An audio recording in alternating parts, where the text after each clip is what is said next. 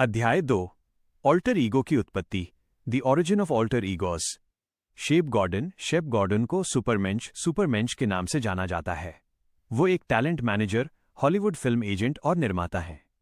GQ magazine ने उन्हें वो अनाम व्यक्ति जिसने सबको मशहूर बना दिया कहा था। शेप ने Jimi Hendrix, Alice Cooper, Teddy Pendergrass, Luther Vandross, Raquel Welch और ग्रूशो मार्क्स के करियर में एक महत्वपूर्ण भूमिका निभाई। शेप को आप पुरानी शैली, ओल्ड स्कूल का व्यक्ति कह सकते हैं। वो अपने ग्राहकों के साथ कभी अनुबंध, कॉन्ट्रैक्ट्स नहीं रखते। सब कुछ हाथ मिलाकर हैंडशेक तय किया जाता है और व्यवसाय में हर कोई जानता है, यदि वो कहते हैं कि ये होगा तो ये होगा। शेप वो व्यक्ति हैं जो आज हम जिस सेलिब्रिटी शेफ की दुनिया में रहते हैं उसके लिए जिम्मेदार हैं। उन्होंने सचमुच इस बाजार का आविष्कार किया। एमरिल लागासे, डैनियल बुलूड, वोल्फगैंग पक और अन्य लोग आम जनता के लिए अज्ञात होते यदि शेप न होते। अभिनेता और निर्देशक माइक मायर्स ने उनके जीवन पर एक वृत्तचित्र डॉक्यूमेंट्री भी बनाया जिसका उचित शीर्षक था Supermensch, the legend of Shep Gordon. मेरी मुलाकात शेप से रचनाकारों, उद्यमियों और कलाकारों के लिए दुनिया के प्रमुख कार्यक्रमों में से एक मास्टरमाइंड टॉक्स में हुई, जिसे जेसन गेगनार्ड ने आयोजित किया था। शेप सबसे महान कहानीकारों में से एक हैं जिनसे आप कभी मिल सकते हैं। एलिस कूपर के बारे में उनकी कहानियां समृद्ध और मजेदार दोनों हैं। हालांकि इसमें कोई दो राय नहीं कि उनके पास काम करने के लिए सबसे प्रतिष्ठित सामग्री किरदार मौजूद हैं।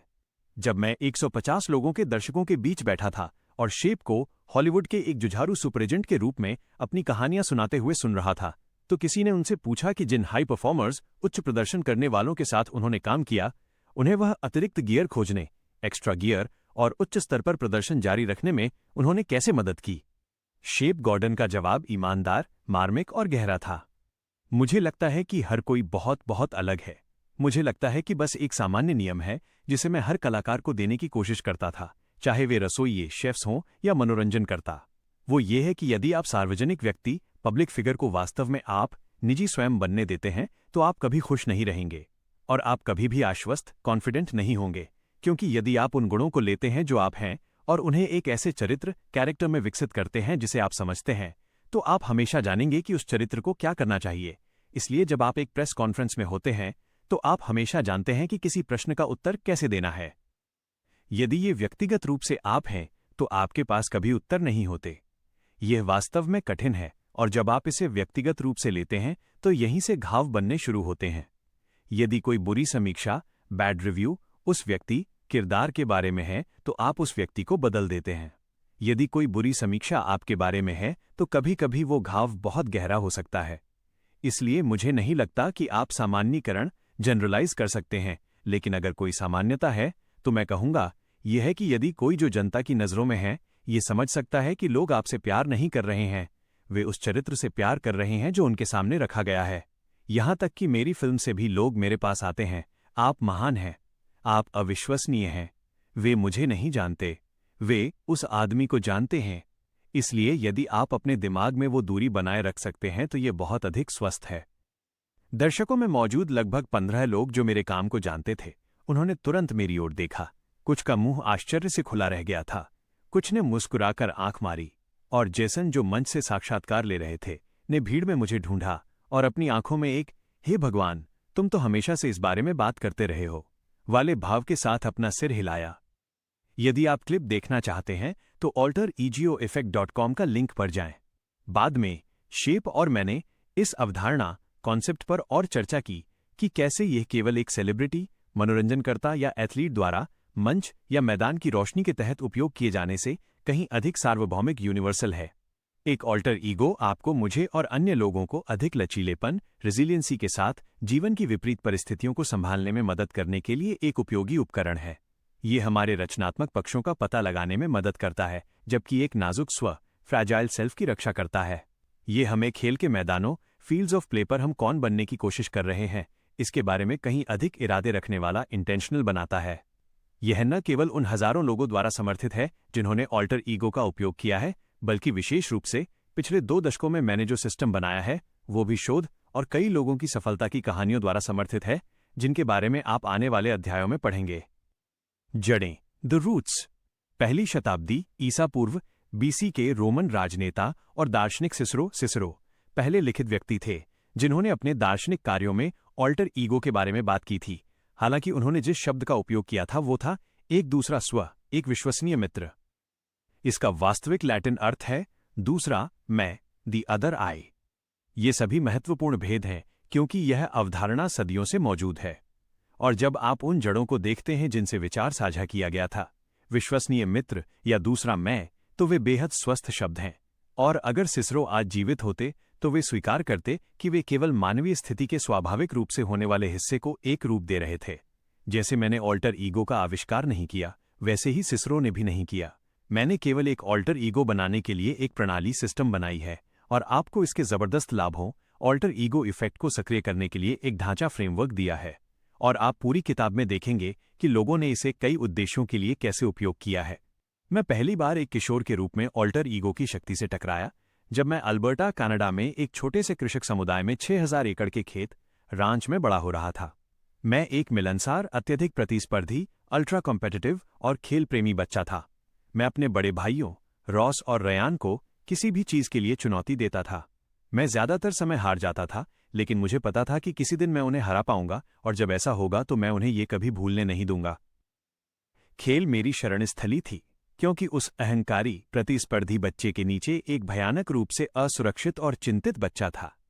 मेरा दिमाग हमेशा इस बात पर घूमता रहता था कि क्या लोग मुझे पसंद करते हैं, लोगों का दिल कैसे जीता जाए या उन्हें कैसे प्रभावित किया जाए।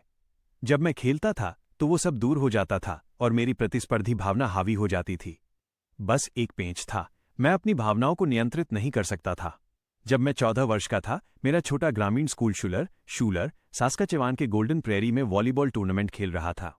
टूर्नामेंट के दौरान नेट के उस पार एक खिलाड़ी मुझे पागल कर रहा था। हर बार जब वो गेंद को स्पाइक करने या ब्लॉक के लिए कूदने जाता तो वो जानबूझकर अपना पैर बाहर निकालता, मुझे कमर ग्रॉइन में लात मारने की कोशिश करता। पहली बार मैंने इसे जाने दिया क्योंकि मुझे लगा कि ये एक दुर्घटना थी, लेकिन वो ऐसा करता रहा। मैंने रेफरी से शिकायत की, लेकिन यह स्पष्ट था कि वे घरेलू टीम, होम टीम पर फाउल नहीं देने वाले थे। जैसे जैसे खेल आगे बढ़ा, वो और अधिक ढीठ होने लगा। अंत में मेरी कमर पर एक जोरदार लात लगने के बाद मेरा सब्र टूट गया। जब उसके पैर जमीन पर छुए तो मैंने नेट के माध्यम से हाथ डाला, उसकी शर्ट पकड़ी, उसे खींचा, अपनी मुट्ठी को एक लोडेड पिस्तौल की तरह ताना और नेट के माध्यम से ही उसके चेहरे पर दे मारा। वह ढेर हो गया। वहां हंगामा मच गया, या उतना हंगामा जितना एक जूनियर हाई वॉलीबॉल टूर्नामेंट में हो सकता है। सीटियां बजने लगीं, खिलाड़ी और कोच फर्श पर दौड़ पड़े और मेरे साथी मेरी ओर ऐसे देख रहे थे जैसे अभी ये क्या हुआ। उसी दिन बाद में जब मुझे टूर्नामेंट से बाहर निकाल दिया गया था, मेरे कोच मिस्टर हेंडरसन ने मुझे दिल से दिल की बात करने के लिए बैठाया। उन्होंने लड़ाई करने और स्कूल की बदनामी कराने के लिए मुझे खूब खरी-खोटी सुनाई। वो काफी समय से मेरी खेल भावना, स्पोर्ट्समैनशिप के बारे में मुझसे बात करना चाहते थे, लेकिन एक अच्छी खासी लड़ाई ने आखिरकार बात को आगे बढ़ा दिया। उन्होंने मुझसे कहा कि मुझे अपने रवैये में भारी बदलाव लाने की जरूरत है। मिस्टर हेंडरसन जानते थे कि मेरी एक दिन कॉलेज फुटबॉल खेलने की आकांक्षा है, लेकिन उन्होंने मुझसे कहा, टॉड, तुम्हें कोच करना मुश्किल है क्योंकि तुम खुद को सब कुछ जानने वाला, नो इट ऑल समझते हो। कोई भी तुम्हारे साथ खेलना पसंद नहीं करता क्योंकि तुम गलतियों के लिए उन पर चिल्लाते हो, और जब तक तुम चीजों को नहीं बदलते, तुम जहां जाना चाहते हो वहां पहुंचना अपनी जरूरत से कहीं अधिक कठिन बना लोगे। मिस्टर हेंडरसन मेरे जीवन के कई गुरुओं, मेंटर्स में से एक थे। कुछ लोग इसे पढ़ सकते हैं और सोच सकते हैं कि वो कठोर हो रहे थे। हम करीबी थे और मैं उनका सम्मान करता था, लेकिन इसका मतलब ये नहीं था कि मैंने बहस नहीं की, क्योंकि मैंने की थी। किसी भी महान कोच की तरह उन्होंने मुझे अपने आप पता लगाने के लिए नहीं छोड़ा। यदि तुम अपने लक्ष्यों को प्राप्त करना चाहते हो तो तुम्हें अपने अंदर जो हो रहा है उस पर महारत हासिल करनी होगी, उन्होंने मुझसे कहा। जब तुम सोमवार को स्कूल आओगे तो लाइब्रेरी में एक किताब है जिसे मैं चाहता हूं कि तुम लो और पढ़ो। मैंने वैसा ही किया जैसा मुझे बताया गया था, और सोमवार को मैंने लाइब्रेरी से वो किताब ली। सच कहूं तो वो बहुत बेकार थी, हालांकि उससे एक अच्छी बात निकली, और वो कुछ ऐसा था जो लेखक ने दिमाग माइंड के बारे में उल्लेख किया था। इसने और अधिक जानने के लिए मेरी जिज्ञासा को बढ़ा दिया, और मैंने आंतरिक खेल, इनर गेम, मानसिक दृढ़ता, ध्यान, जो उस समय अभी भी काफी जादू टोना या वू जैसा माना जाता था, और जोन में कैसे जाना है, इसका अध्ययन करना शुरू कर दिया। मेरा एक और संस्करण, अनदर वर्जन ऑफ मी, 1877 में लिटिल बिघॉर्न की लड़ाई और कर्नल जॉर्ज आर्मस्ट्रॉन्ग कस्टर की मौत के बाद महान मूल अमेरिकी, नेटिव अमेरिकन प्रमुख सिटिंग बुल सीमा पार करके कनाडा भाग गए थे। जब मूल निवासी कनाडा में दाखिल हुए तो रॉयल कनाडाई माउंटेड पुलिस ने उनका सामना किया और उन्हें अमेरिकी सेना से शरण दी। सिटिंग बुल 4 साल तक इस क्षेत्र में रहे, अन्य जनजातियों के साथ शांति सौदों की दलाली करते रहे जब तक कि अंततः संयुक्त राज्य अमेरिका लौट नहीं गए और आत्मसमर्पण नहीं कर दिया। मेरे परिवार का खेत उस जगह से दूर नहीं है जहां उन्होंने कनाडा में प्रवेश किया था और जहां वे अंततः शिकार करते थे, इकट्ठा होते थे और रहते थे। हालांकि इसका वॉलीबॉल के प्रकोप से कोई लेना देना नहीं है, लेकिन इसका इस बाकी किताब से और एक नाइकीय स्व को अनलॉक करने के लिए प्रेरणा का स्रोत खोजने में आपकी मदद करने से बहुत लेना देना है। खेत पर बड़े होने और पिताजी द्वारा हमें दिए गए किसी भी काम को करने का मतलब था कि हम लगातार खुदाई कर रहे थे, खींच रहे थे और खुले मैदान के बड़े हिस्से में घूम रहे थे। दिन के अपने कार्यों के लिए बाहर रहने के दौरान हम पुराने फायर रिंग्स, आग के घेरे के पास आते थे, वे स्थान जहां मूल निवासी रात के लिए डेरा डालते थे, और मैं हमेशा उनके चारों ओर खुदाई करता था, ये देखने के लिए कि क्या मुझे कोई तीर का सिरा, एरोहेड या अन्य कलाकृतियां मिल सकती हैं। क्षेत्र के समृद्ध इतिहास के कारण मैं मूल अमेरिकी संस्कृति में बेहद रुचि रखने लगा। एक दिन सोफे पर लेटे हुए युद्ध नृत्यों, वॉर डांसेस पर पढ़ते हुए एक समारोह जहां मूल निवासियों का एक छोटा समूह आग के घेरे के चारों ओर नाचता था, मंत्रोच्चार करता था, मैंने सीखा कि इसका उद्देश्य एक रूप में इकट्ठा होना, गैदर एज वन, और अपनी खोज में मदद करने के लिए आत्माओं को चैनल करना था। अचानक मुझे कुछ समझ आया। मैंने किताब को अपनी छाती पर नीचे रखा और अपने साथ मैदान पर ले जाने के लिए योद्धाओं की एक जनजाति को चैनलाइज करने की कल्पना, विजुअलाइज्ड की। मैंने समर्थन, ध्यान केंद्रित और निर्भर महसूस किया। इस विचार ने मुझे शांति और उद्देश्य की अविश्वसनीय भावना दी। अगली बार जब मैं फुटबॉल के मैदान पर उतरा तो मैं योद्धाओं की एक जनजाति के रूप में बाहर गया। मैं एक दुबला पतला लेकिन तेज छोटा बच्चा था और मैं अधिक शक्ति के साथ खेलना चाहता था। ऐसा लग रहा था कि इससे मुझे ध्यान केंद्रित रखने में मदद मिली, लेकिन मैं कुछ और चाहता था। इसलिए मैंने उन खिलाड़ियों को चैनलाइज करने के बारे में सोचा जिनकी मैं प्रशंसा करता था। शिकागो बियर्स के अभूतपूर्व रनिंग बैक वॉल्टर पैटन जैसे लोग और सैन फ्रांसिस्को 49ers के विनाशकारी रक्षात्मक खिलाड़ी रॉनी लॉट। फुटबॉल खेलों से पहले मैं पेटन और लॉट के 5 ट्रेडिंग कार्ड लेता था और रणनीतिक रूप से उन्हें अपनी वर्दी में खिसका देता था। मैं पेटन के कार्डों में से एक को अपने हेलमेट के अंदर रखता और एक एक अपनी जांघ के पैड, थाई पैड्स पर यह कल्पना करते हुए कि मैं उसी की तरह दौड़ूंगा और मैदान को देखूंगा। फिर मैं लॉट के ट्रेडिंग कार्ड लेता और एक एक को प्रत्येक शोल्डर पैड में खिसका देता, ये कल्पना करते हुए कि मैं विनाशकारी हिट और टैकल कर सकता हूं, ठीक वैसे ही जैसे उसने किया था। मैं सब कुछ टेप से चिपका देता और अपने फ्रैंकस्टीन जैसे ऑल्टर ईगो के रूप में मैदान पर जाता। इसे कुछ अलग स्रोतों से एक साथ जोड़ा गया था, लेकिन इसने काम किया। परिणाम स्वरूप मैंने अपने दुबले पतले आकार से कहीं बड़ा खेल दिखाया। अंत में मैं अपने लक्ष्य तक पहुंचा और कॉलेज फुटबॉल खेला। इसने मेरी सभी समस्याओं को पूरी तरह से हल नहीं किया, क्योंकि मैं अभी भी स्कूल और अपने निजी जीवन में समस्याओं से जूझ रहा था, लेकिन उस खेल के मैदान, फील्ड ऑफ प्ले पर मैंने उन समस्याओं को साइडलाइन पर छोड़ दिया और प्रतिस्पर्धा करने के लिए अपने सर्वश्रेष्ठ संस्करण, बेस्ट वर्जन में कदम रखा। जैसा कि शेप ने उल्लेख किया, ऑल्टर ईगो मेरे मुख्य स्व, कोर सेल्फ के लिए एक ढाल बन गया और मुझे एक स्पष्ट छवि दी कि जीतने के लिए उस मैदान पर किसे प्रदर्शन करने की आवश्यकता है। मन के रहस्य, the mysteries of the mind. प्रिय ब्रिटिश अभिनेता रोवन एटकिंसन, जो अपने चरित्र मिस्टर बीन के लिए प्रसिद्ध हैं, को उनके स्कूली वर्षों के दौरान उनके हकलाने स्टटरिंग के लिए तंग किया गया था। जैसे जैसे वे स्कूल में आगे बढ़े और अंततः ऑक्सफोर्ड विश्वविद्यालय से इलेक्ट्रिकल इंजीनियरिंग में एमएससी की डिग्री हासिल की, उन्होंने कुछ गहरा खोजा। स्कूल में रहने के दौरान जिस लड़के ने अति उच्चारण किया और हकलाया, उसने नाटकीय कलाओं में रुचि विकसित की।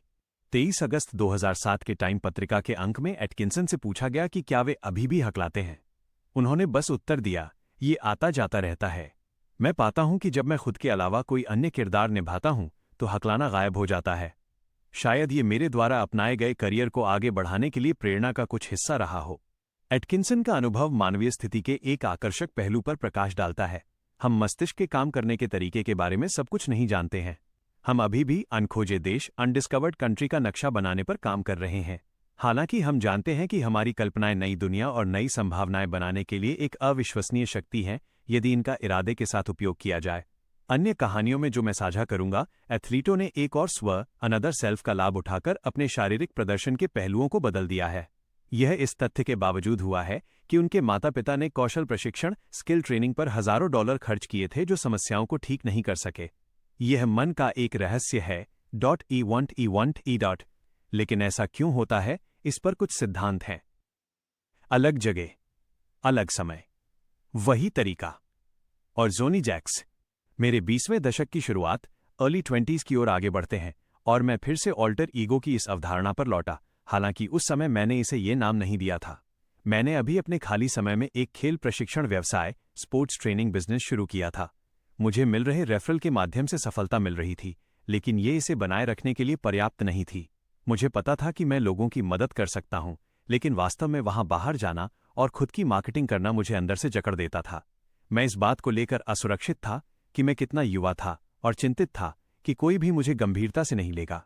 आखिरकार, गंभीरता से लिए जाने के लिए आपको कम से कम 40 वर्ष का होना चाहिए। ये वास्तव में मेरे दिमाग में एक नियम था कि 40 का मतलब सम्मान है। मुझसे मत पूछो कि ये वहां कैसे पहुंचा, क्योंकि ये बेतुका था। इससे कोई मदद नहीं मिली कि मुझे लगता था कि मैं 12 साल का दिखता हूं। एक दोपहर, जब मैं आत्मदमन, सेल्फ सप्रेसिंग कर रहा था, जिसका अर्थ है वो काम करने से बचना जो मुझे करना चाहिए था, मैंने ओपरा का एक एपिसोड देखा जिसने मेरा जीवन बदल दिया। वो आखिरी वाक्य एक क्लीशे घिसी पिटी बात है, लेकिन क्लीशे इसलिए क्लीशे हैं क्योंकि वे सच हैं। यह 1997 की बात है और जोनी जैक ने दर्शकों के साथ साझा किया कि कैसे उन्होंने एक चैरिटी सेल के दौरान ओपरा के जूतों की एक जोड़ी खरीदी थी और इसने उनके जीवन को बदल दिया। उन्होंने कहा, मैंने जूते खरीदे और मुझे वे बहुत पसंद आए और मैंने उन्हें अपने बेडरूम में रखा, और जब मैं वास्तव में बहुत उदास हो जाती और मुझे बात करने के लिए कोई नहीं मिलता तो मैं जूते बाहर निकालती और ओपरा ने बीच में कहा, मेरे जूतों में खड़ी हो जाती, स्टूड इन माई शूज।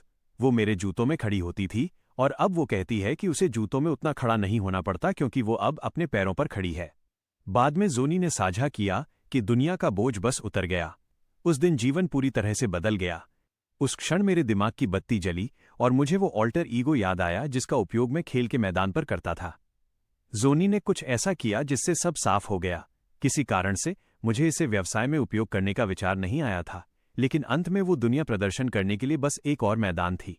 जैसे जोनी ने अधिक आत्मविश्वास महसूस करने के लिए जूतों की एक जोड़ी का उपयोग किया, मुझे तुरंत पता चल गया कि व्यवसाय में खुद के बेहतर संस्करण में कदम रखने के लिए मैं किसका उपयोग करने जा रहा था।